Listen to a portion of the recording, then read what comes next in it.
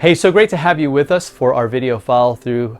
And today we are continuing in 2 Corinthians chapter 1. We're going to be in verse 4 today, so grab your Bibles. You may want to open those up, and we're going to look at that.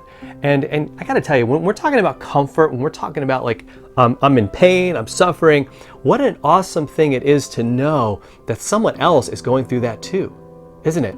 It's like a breath of fresh air. It's like oxygen. It's like, whoa, all right. I thought I was the only one who felt this way. I thought I was the only one that had to deal with this, and we might even got tricked into thinking that it was because of us and you know, because of our issues and things like that.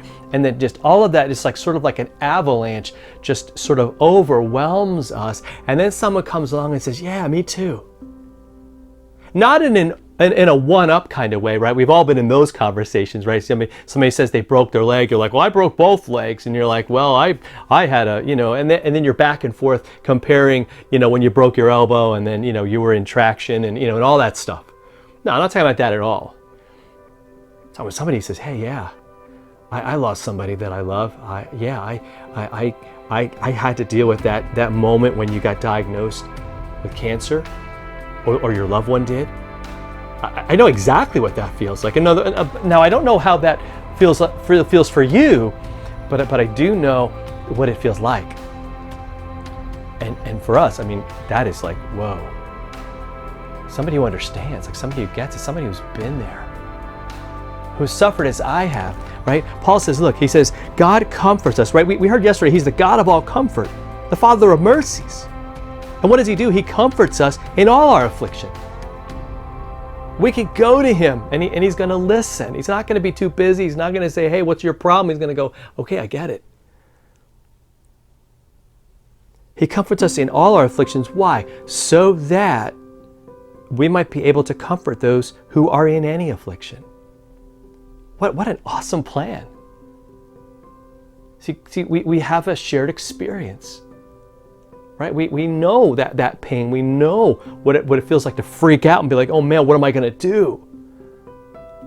Especially when it's somebody that, you know, they're much further along, right? They've been through the treatment. Maybe they've seen like, hey, and they can testify to the fact that God was faithful throughout it, no matter what the outcome might be, because they're going to be all different outcomes. They're going to be all different, you know, what happened, right? Some got completely healed. Others maybe struggled for the rest of their lives, right? Others may have lost their lives, but God was there throughout the whole thing, loving them and caring for them. And so when we're afflicted, when we're going through those things, we realize that God is able to comfort us so that we can comfort others with the comfort that we ourselves were comforted by God.